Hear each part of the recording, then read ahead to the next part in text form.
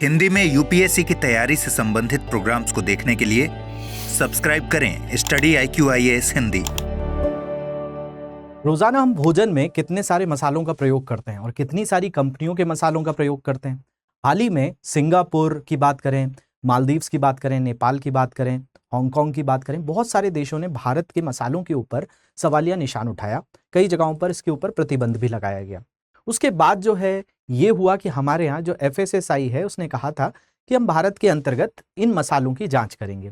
विशेष तौर पर इसमें MDH और एवरेस्ट कुछ मसाले थे जिनके ऊपर ये सवालिया निशान खड़ा किया गया था। फिर ये माना गया था कि क्या भारत के अंतर्गत जो मसालों का एक बहुत बड़ा गढ़ है, भारत जो है मसालों का इतना बड़ा निर्यातक देश रहा है और अभी से नहीं काफी सालों से रहा है, तो क्या उसका जो मार्केट है वो यहाँ से डाउन होगा।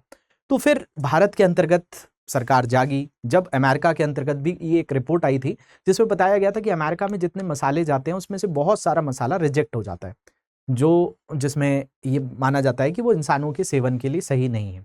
कई बार समय के साथ वो खराब भी हो जाता है क्योंकि मसाला एक पेरिशेबल गुड है। ये कहीं ना कहीं पौधों से उत्पन्न होता है। जैसे केरल हमारा राज्य है, केरला, जहां पर मसालों का उत्पादन काफी बड़ी मात्रा में होता है। तो अब ये क्या है, एक तरीके से एक हर्ब है।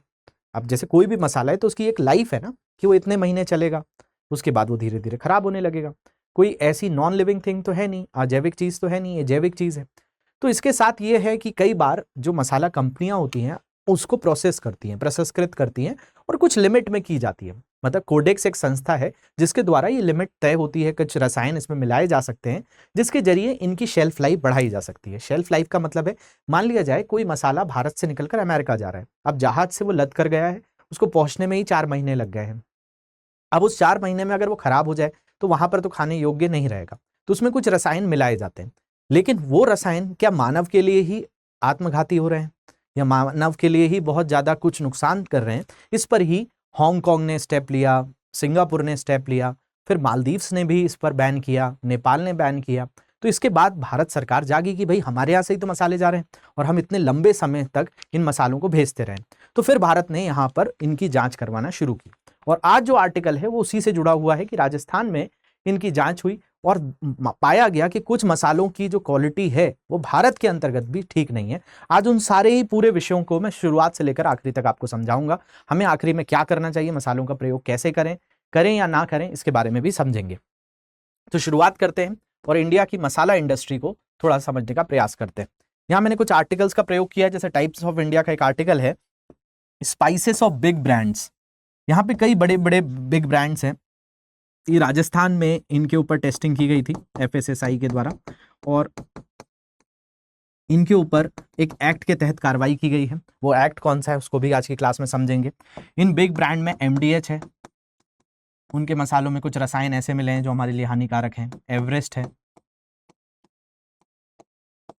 और भी कुछ 2-3 कंपनियां हैं। इतनी बड़ी कंपनियां नहीं है जितनी MDH और एवरेस्ट है, लेकिन लोकल लेवल पर ये कंपनियां जानी जाती हैं। जैसे इसमें एक कंपनी है जिसका नाम श्याम मसाले हैं, एक गजानंद करके कंपनी है, एक और कोई कंपनी है। तो ये कुछ छोटी छोटी कंपनियों के ऊपर भी उनके जो सैंपल्स देखे गए हैं उनमें सही तौर पर रसायन जो थे वो नहीं है। अब इसके क्या मापदंड होते हैं, इस पर FSSAI ने बीच में क्या प्रतिक्रिया करी थी, तो ये पूरा का पूरा शुरुआत से लेकर आखिरी तक मैं आपको उसको समझाऊंगा कि क्या क्या विषय रहा। इसमें Hong Kong Singapore ban on Indian spices raises concern at Holmes. सबसे पहले ये मुद्दा शुरू ही हुआ जब हांगकांग और सिंगापुर ने भारतीय मसालों के ऊपर प्रतिबंध लगाया और इसके कारण फिर भारतीय बाजार में इसके ऊपर ये काफी चर्चा में आया और फिर यहां पर होने लगा कि भाई भारत के मसाले जो हम लोग सबसे ज्यादा हमारे खाने में प्रयोग करते हैं, अगर आप विदेशों में देखोगे तो स्पाइसेस का प्रयोग वो इतना नहीं कर रहे हैं।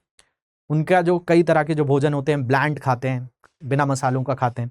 हमारे यहाँ मसाले अच्छे भी होते हैं क्योंकि मसाले इम्यूनिटी के लिए भी बहुत सारी चीजें देते हैं और भारत एक ऐसा देश है जहां भरपूर मात्रा में मसालों का उत्पादन होता है तो हम उसका प्रयोग करते हैं। स्वास्थ्य के लिए भी अच्छे हैं। अति किसी की भी चीज अच्छी नहीं होती, तो हम बहुत ओवर खाएंगे तो फिर हमारे लिए एसिडिटी और बाकी दिक्कतें ये पैदा करता है। लेकिन मसाले इस तरीके से देखा जाए तो अच्छे होते हैं। लेकिन अब प्रॉब्लम क्या है मसालों के साथ, ये है कि मसाला तो उग रहा है कहां पर, बगानों में उग रहा है, पहाड़ियों पर उग रहा है। अब जहां पर भी उग रहा है वहां से उसको पिक किया जा रहा है और पिक करने के बाद ये मसाला कंपनियां हैं ये प्रयोग करती हैं खाद्य प्रसंस्करण का, जिसको कहा जाता है फूड प्रोसेसिंग। अब फूड प्रोसेसिंग इंडस्ट्री जो इंडिया में है वो क्या करती है कि अगर कोई खाद्यान्न सामग्री है, कोई मसाला ही मान लिया जाए, ये अगर सामान्य तापमान पर 60 दिन तक सही सलामत रह सकता है तो उसमें कुछ रसायन मिलाकर इसकी शेल्फ लाइफ मान लिया जाए 180 दिन कर दी जाती है। फिर इसका जो निर्यात है वो विदेशों में कर दिया जाता है। तो भारत से मसाले बहुत सारे देशों में जाते हैं। तो लेकिन ये विवाद शुरू कहां से हुआ? जब सिंगापुर और हांगकांग ने भारतीय मसालों पर बैन किया। उसके बाद इसी क्रम में आगे चलकर यहां पर आप देखिए, after Singapore and Hong Kong, Nepal ban sales of Indian spices mix product MDH and Everest over quality issues. यानी नेपाल ने एमडीएच और एवरेस्ट के कुछ मसालों के ऊपर क्वालिटी इश्यूज के कारण बैन लगा दिया। इसके बाद मालदीव्स की बात करें, Maldives ban Indian spices brand Everest and MDH over claims of cancer causing pesticides. इसमें देखा गया कि भाई कुछ कैंसर उत्पन्न करने वाले इसमें रसायन मिलाए जा रहे हैं, जिसके कारण प्रतिबंध लगाया गया। तो इस देशों में काफी लंबी लिस्ट हो गई। तो इसमें सिंगापुर की बात हमने कर ली, हमने इसमें हांगकांग की बात करी है, मालदीव्स की बात करी, नेपाल की बात करी। फिर अमेरिका ने भी बताया, यूएसए ने भी बताया कि हमारे देश में जो मसाले आते हैं हम उनको रिजेक्ट ही कर देते हैं क्योंकि वो खराब हो जाते हैं हमारे यहाँ पहुंचने में। तो पूरे नहीं, 1/3 मसालों का कहा गया कि भाई अगर 100 मसालों के पैकेट पहुंचे हैं तो उसमें से 60 से 70 के बीच में ही हम प्रयोग करते हैं, बाकी इसको रिजेक्ट कर देते हैं। तो फिर सवाल उठा गया कि भाई इसमें रसायन जो मिलाए जा रहे हैं वो सही भी हैं या नहीं है, और जिन रसायनों को मिलाया जा रहा है क्या वो उसकी शेल्फ लाइफ को बढ़ा रहे हैं या मानव को उल्टा नुकसान कर रहे हैं। तो पूरा का पूरा विवाद इस तरीके से उत्पन्न हुआ। अब इसके बारे में मैं गहराई से आपको बताऊंगा, लेकिन शुरू करने से पहले आप लोगों के लिए मेरे पास इंफॉर्मेशन है कि जो स्टूडेंट्स ऑप्शनल बैचेस के लिए तैयारी करना चाहते हैं, ऑप्शनल बैचेस में हिंदी माध्यम के लिए हमारे पास 4 ऑप्शनल अभी स्टार्ट हो गए हैं, जिसमें इतिहास, PSIR, भूगोल और हिंदी साहित्य है। इसकी क्लासेस 17 जून से स्टार्ट होने वाली हैं। इसमें आप अपने ऑप्शनल के 500 नंबर प्रिपेयर कर सकते हैं। तो अगर आप लोगों ने ऑप्शनल अपना डिसाइड कर लिया और इनमें से आपको कोई ऑप्शनल ऐसा लग रहा है कि जो मैच करता है, तो आप जल्दी से जाकर ऐप या वेबसाइट पर हमारी मनीष लाइव कोड है मेरा, इसको यूज करके इस बैच को एनरोल कर सकते हैं। इससे आप अपने मेंस के 1750 नंबर में से 500 नंबर यहां से आप सुनिश्चित कर लेंगे। बाकी 1250 नंबर के लिए हमारे फाउंडेशन बैच का आप हिस्सा बन सकते हैं। ऑनलाइन बैच जो है ये 10 तारीख से शुरू हो चुका है। इस बैच का आप हिस्सा बन सकते हैं। शाम 6 बजे का ये बैच है। ओरिएंटेशन क्लास ही इसमें से निकली है, तो इसको बैच को भी आप जाकर एनरोल कर सकते हैं। कुछ आपका इसमें नहीं छूटा है। इसमें आपको 18 बुक्स का सेट घर पर डिलीवर हो जाता है। लाइव क्लासेस, CSET की क्लासेस, करंट अफेयर्स प्रोग्राम, इसके अलावा मेंटोर, NCERT की क्लासेस, और साथ में आपको दिल्ली आकर तैयारी करने का, मेंस की तैयारी करने का मौका, इंटरव्यू की तैयारी करने का मौका इस बैच के जरिए मिलता है। तो बड़ा ही शानदार बैच है। 27,999 मात्र इसकी फीस है। आप ऑफलाइन बैचेस में भी आकर एनरोल कर सकते हैं। इसकी फीस 99,999 है। तो ये ऑफलाइन की फीस है। ऑनलाइन बैच उस कंपेरेटिवली बहुत अफोर्डेबल है। तो आप जो स्टूडेंट्स नेक्स्ट 25 मई को पेपर देने वाले हैं 2025 में, वो जाकर एनरोल कर सकते हैं। मेरा कोड मनीष लाइव है, इसको यूज करेंगे, मैक्सिमम डिस्काउंट मिलेगा। तो चलिए आ जाते हैं हमारे टॉपिक के ऊपर। बाकी आपको कहीं पर भी कोई डाउट आएगा तो ये मेरी इंस्टा आईडी है, यहाँ पर आप बेहिचक जो है मैसेज कर सकते हैं। बाकी आपको कोई भी तरह के इश्यूज और आते हैं तो ये मेरी टेलीग्राम आईडी है, यहाँ से PDF भी आपको इजीली मिल जाएगी। तो शुरुआत करते हैं। हमारा जो टॉपिक है जिसमें हम स्पाइसेस के बारे में बात कर रहे हैं, मसालों के बारे में बात कर रहे हैं कि भाई मसाला जो है वो कैसे हानिकारक हो गया और मसालों के कारण भारत की जो साख है वो भी दांव पर लगी। देखिए, मसालों की बात करें तो मसाले आज से नहीं, आप चाहे जितनी ईस्ट इंडिया कंपनी की बात करें, चाहे पुर्तगाली आए भारत में, चाहे फ्रांसीसी आए, ब्रिटेन से लोग आए, इनका व्यापार में एक बहुत बड़ा जो निर्यात था, जो इंडिया से ये एक्सपोर्ट करके ले जाते थे, वो मसाले भी थे, वो स्पाइसेस ही थे। क्योंकि स्पाइसेस क्या करते हैं, शेल्फ लाइफ को बढ़ा देते हैं।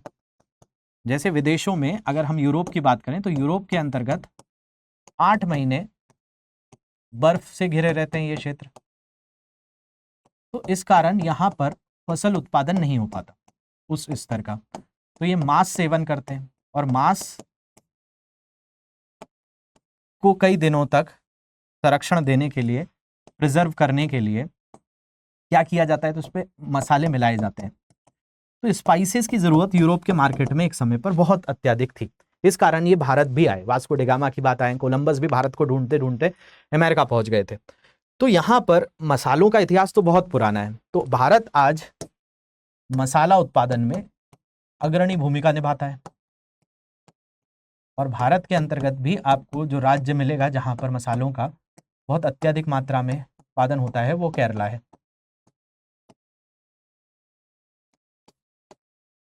प्रोडक्शन में काफ़ी आगे है। अब होता यह है कि इंडियन मार्केट में जब बात होती है, भारतीय बाजार में बात होती है, तो इंडियन मार्केट में क्या है, फ्रेश आपको मसाले मिल जाते हैं। लेकिन अगर मान लिया जाए कनाडा मसाले भिजाने हैं, तो भाई अब मसाले कोई 10 किलो 20 किलो तो नहीं होते हैं। अब कनाडा के सुपरमार्केट में हमारे कुंटलों में मसाले जाते हैं। अब कुंटल जो मसाले हैं वो एयरप्लेन से तो जाएंगे नहीं, एरोप्लेन ज़्यादा से ज़्यादा 8-9 घंटे में पहुंचा देगा, ठीक है, मतलब एक दिन में आसानी से अगर आज निकला है तो कल तक पहुंच जाएगा। लेकिन जो हमारे मसाले या कोई भी तरह के उत्पाद होते हैं, किसी भी देश में आयात निर्यात जो हो रहा है, उसमें बहुत बड़ी भूमिका किसकी है, समुद्री मार्ग की है। अब जब समुद्री मार्गों से इनको भेजा जाता है तो जहाज इतने तेज नहीं चलते हैं कि आपको 2 दिन में जो है वो कनाडा पहुंचा देंगे, इसमें कई महीनों लग जाते हैं। तो अब जैसे मान लिया जाए कि भाई केरला में किसी जगह पर मसालों को उत्पादन हुआ, फिर वहाँ के किसानों ने उस मसाले को किसी कंपनी को बेचा, उस कंपनी ने अपनी पैकेजिंग करी, उसमें कुछ रसायन मिलाए, और उस रसायन को इसलिए भी मिलाया जाता है क्योंकि भाई काफ़ी महीनों के बाद वो कनाडा पहुंचेगा और कनाडा में सही सलामत रहे, नहीं तो खराब हो जाएगा। तो आप जैसे आप कई तरह की चीज़ें, जैसे आप दूध ही पीते हैं घर में, मिल्क का जो पैकेट आता है या छाछ का पैकेट आता है, तो गर्मियों में आपने देखा हो तो जितने आपके दूध के पैकेट होते हैं या छाछ वगैरह दही के पैकेट पे काला सा निशान होता है। ये काला सा निशान दर्शाता है कि इसमें रसायन मिलाए गए हैं ताकि इसकी लाइफ बढ़ सके। जैसे ठंड में क्या होता है कि आपके खाने की चीज़ें ज़्यादा समय तक टिक जाती हैं, लेकिन गर्मियों में नहीं टिकती हैं। तो ये परमिशन दे दी जाती है कंपनियों को कि थोड़ा सा उसमें प्रिजर्वेटिव्स को मिलाइए, रसायनों को मिलाइए, ताकि इसकी उम्र बढ़ी रहे और ये आसानी से चलता रहे। तो ये सामान्य सी घटनाएं जो होती है, तो हुआ भी यही। तो इस तरीके से ये क्या होता है कि भाई कंपनियों के पास गया, कंपनियों ने पैकिंग करी, उसमें कई रसायनों को मिलाया और फिर जहाजों के माध्यम से उसको भेजा गया। 3-4 महीने बाद वो किसी देश पहुंचा, उसके बाद वहां के सुपरमार्केट में रहा। तो इतने समय तक वो रहेगा तो उसमें कोई ना कोई रसायन मिलाया जाता है। तो ये कई सालों से प्रक्रिया चल रही थी। लेकिन दिक्कत कब होना चालू हुई, जब सिंगापुर और हांगकांग ने इस पर आपत्ति जताई कि भाई इसमें कुछ ऐसे रसायन हैं जो जानलेवा हो सकते हैं, कैंसर उत्पन्न कर सकते हैं। उसके बाद फिर मालदीव्स जागा, नेपाल जागा, अमेरिका ने इस पर संज्ञान लिया। फिर ये सारा जब विवाद होने लगा तो हमारे यहाँ की जो संस्था है जो खाद्य सुरक्षा के लिए काम करती है, जिसको FSSAI कहा जाता है, उसने कहा कि भाई हम अपने देश में ही तो जांचेंगे कि वहां जा रहा है या हमारे यहाँ ही, मतलब केवल भारत में से जो उत्पादन हो रहा है वो सिर्फ यहाँ पर ही खराब बिक रहा है, वहां पर खराब बिक रहा है या भारत में भी बिक रहा है। तो इस पर आर्टिकल्स आना चालू हुए कि spices board examining Singapore Hong Kong ban on few MDH and Everest product on quality concern. कि भाई जो ये सिंगापुर और हांगकांग ने जो आपत्ति जताई थी, बैन लगाया था MDH और एवरेस्ट का, तो इस पर भारत का जो FSSAI था उसने संज्ञान लेना चालू किया कि भाई क्या ये सही तौर पर है, और दोनों तरफ से बात हुई कि हम इंडिया में भी करेंगे। तो इस पर काम होना चालू हुआ। तो इसमें FSSAI की तरफ से अपडेट आया कि FSSAI ने कहा कि हम चेक करेंगे quality of spices sold in India, हम भारत में भी इनकी जांच करेंगे कि देखेंगे कि भारत से अगर विदेशों में जाता है, क्योंकि भारत में तो मार्केट छोटा है, मैंने आपको बताया कि जब विदेशों में भेजना है तो समय सीमा लगेगी, लेकिन भारत में तो इतने रसायन मिलाने की जरूरत नहीं है। तो इन्होंने कहा कि पहले हम इंडिया में ही तो चेक करें कि अगर इंडिया में ही मिलाया जाएगा तो फिर तो ये क्लियर हो गया कि बहुत अत्यधिक ये हानिकारक है, क्योंकि सारे हमारे आज की डेट में घरों में पैकेज्ड फूड आ रहा है।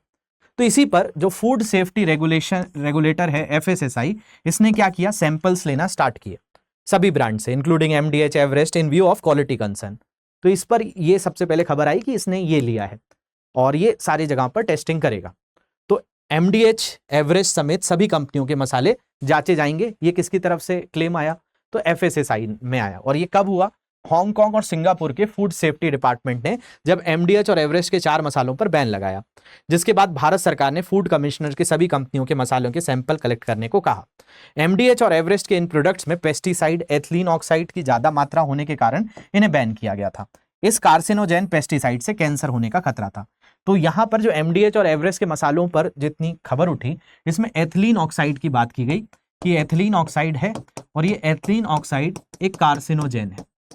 कार्सिनोजेन वो रसायन होता है जिसकी वजह से कैंसर हो जाता है किसी भी व्यक्ति को। तो हमारी बॉडी में ऑन्कोजीन होता है, एक जीन पाया जाता है जिसको ऑन्कोजीन कहा जाता है। जब ये रसायन आता है तो कोशिकाओं का अनियंत्रित विभाजन करने लगता है और ये क्षमता एथिलीन ऑक्साइड में थी। तो इस कारण ये चर्चा में आया। जब ये चर्चा में आया तो फिर क्या किया गया, इन सारे ये 4 मसाले थे एमडीएच और एवरेस्ट के, इन पर सवाल उठे थे। जैसे एमडीएच का मद्रास करी पाउडर था कि इसमें एथिलीन ऑक्साइड है, एमडीएच का सांबर मसाला था, एमडीएच का करी पाउडर था, और एवरेस्ट का फिश करी मसाला था, इस पर सवाल उठे थे। तो एमडीएच एक बड़ी ही जो है भारत की एक बड़ी कंपनी है, महाशय दी हट्टी जिसको कहा जाता है। तो एमडीएच, एवरेस्ट समेत सभी कंपनियों के मसाले जांचे जाएंगे। तो इसमें डब्ल्यूएचओ की international agency for research on cancer ने एथिलीन ऑक्साइड का ग्रुप 1 कार्सिनोजन कैटेगरी में रखा है। तो ये डब्ल्यूएचओ ने बताया कि जो एथिलीन ऑक्साइड होता है ये कार्सिनोजेन है और ये कैटेगरी नंबर 1 है जिससे कैंसर हो सकता है। तो तभी सिंगापुर और आपका हांगकांग ने ये स्टेप लिया, यानी ये मनुष्यों में कैंसर का कारण बन सकता है। एथिलीन ऑक्साइड से ब्लड कैंसर, पेट और स्तन का कैंसर भी हो सकता है, ये डब्ल्यूएचओ का क्लेम था।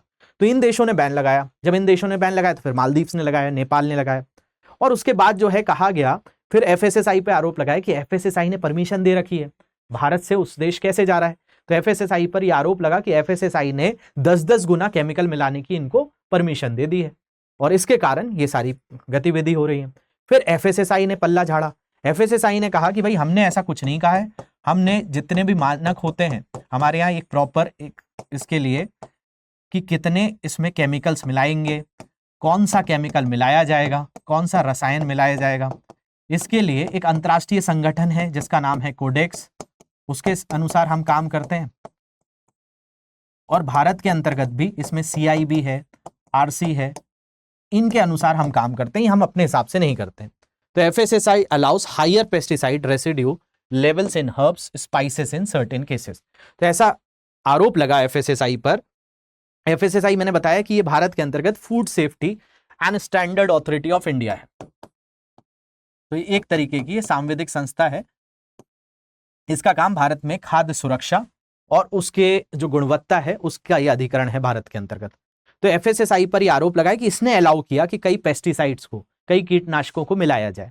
इस पर आपत्ति जताई एफएसएसआई ने। एफएसएसआई ने कहा कि तय मानकों से कम कीटनाशक की अनुमति है।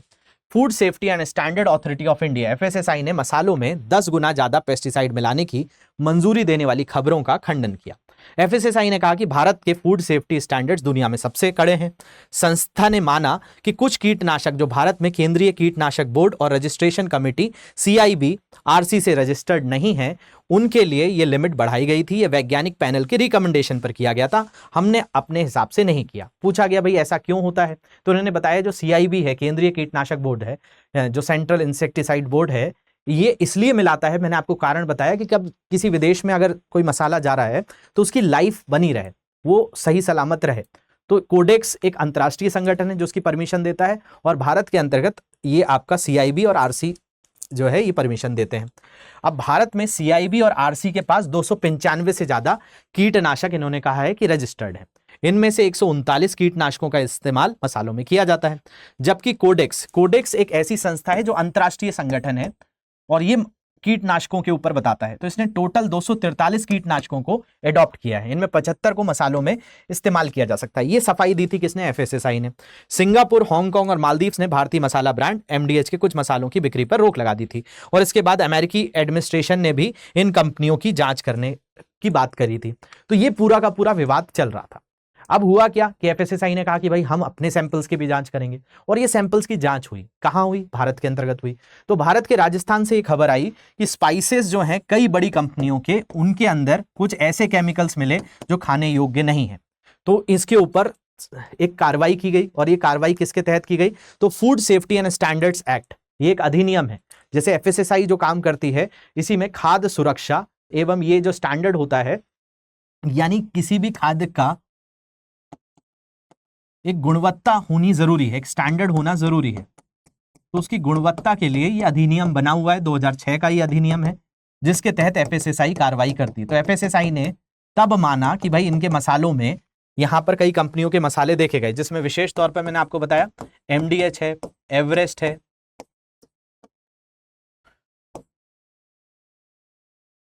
इसी में एक और कंपनी है जिसका नाम श्याम करके एक कंपनी है। इन सबके सैंपल्स इन्होंने जांच किए थे।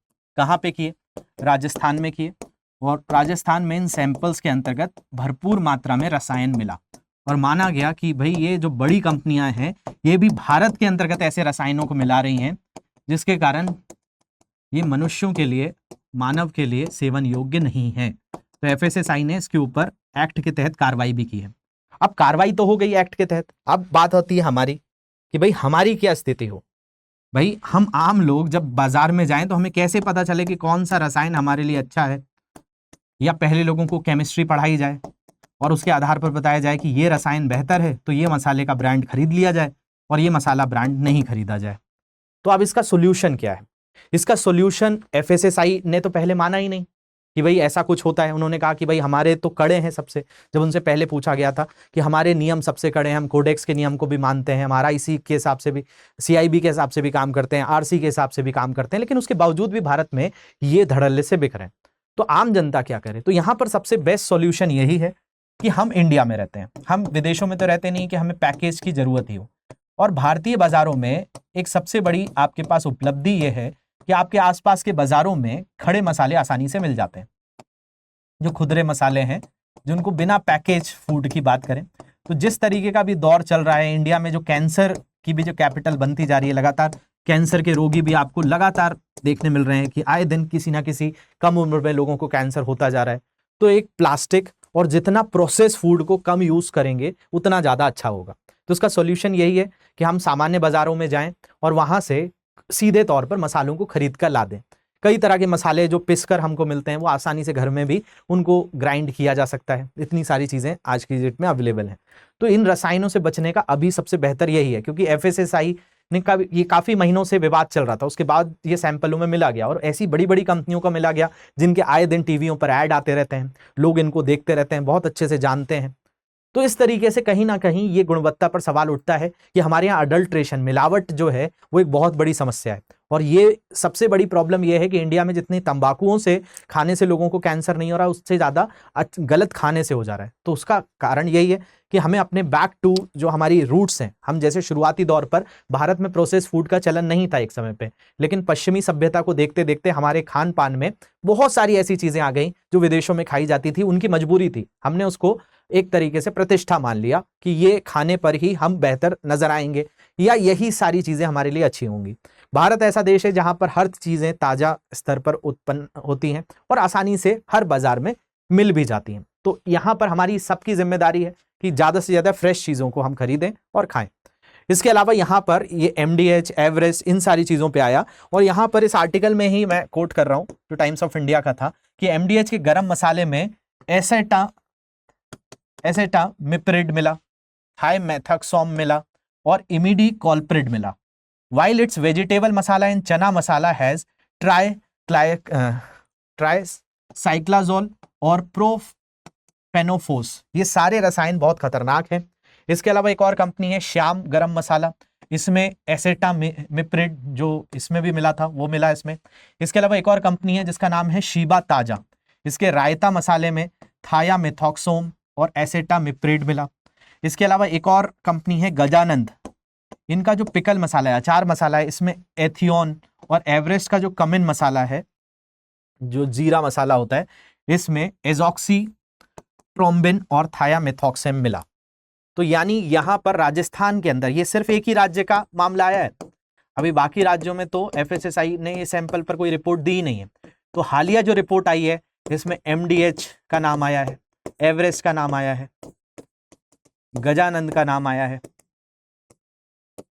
श्याम मसालों का नाम आया है और एक कंपनी है जिसका नाम है शीबा ताजा।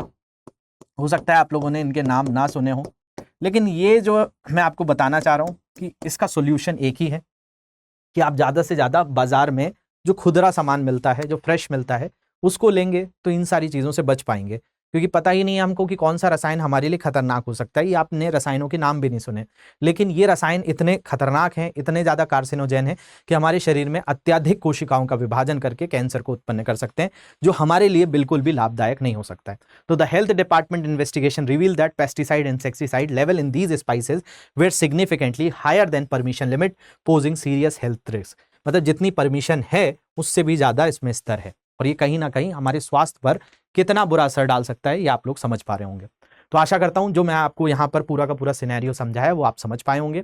बाकी जो स्टूडेंट्स ऑप्शनल बैचेस में एनरोल करना चाहते हैं, 4 ऑप्शनल के बैचेस शुरू हो रहे हैं, हिस्ट्री, ज्योग्राफी, PSIR और हिंदी साहित्य। इन बैचेस की क्लासेस 17 जून से शुरू हो जाएंगी। 500 नंबर का ये पूरा का पूरा आपके मेंस में ये रोल रहता है सब्जेक्ट का, तो जल्दी से जाकर एनरोल कर सकते हैं आप ऐप या वेबसाइट पर। 15,999 फीस है मनीष लाइव कोड के साथ। इसके अलावा फाउंडेशन बैचेस की जो फीस है वो 27,999 है। ऑफलाइन बैच में ये 99,000 है। मनीष लाइव मेरा कोड है, तब जाकर आप इसको यूज़ कर पाएंगे। कहीं पर भी कोई दिक्कत आती है कोड लगाने में या कोर्स के बारे में कुछ समझने में, तो ये मेरे हैंडल्स हैं, ये मेरी इंस्टा आईडी है, यहाँ पर आप मैसेज करके पूछ सकते हैं। बाकी ये टेलीग्राम आईडी है, यहाँ पर भी आप PDF वगैरह आपको इजीली मिल जाएगी। तो आशा करता हूँ जो मैंने आज आपको समझाया है वो समझ पाए होंगे आप लोग। ये सीरीज़ आपको मेरी कैसी लग रही है एक बार कमेंट में ज़रूर बताएंगे। इसकी प्लेलिस्ट भी बनी हुई है जिसमें हम साइंस, टेक और इससे रिलेटेड जो टॉपिक्स हैं उनको कवर करते हैं। मिलते हैं नेक्स्ट सेशन में किसी नए टॉपिक के साथ, तब तक के लिए ध्यान रखेंगे आप लोग। Thank you very much for watching this. Have a great day. Hindi में UPSC की तैयारी से संबंधित प्रोग्राम्स को देखने के लिए सब्सक्राइब करें स्टडी IQ IAS हिंदी।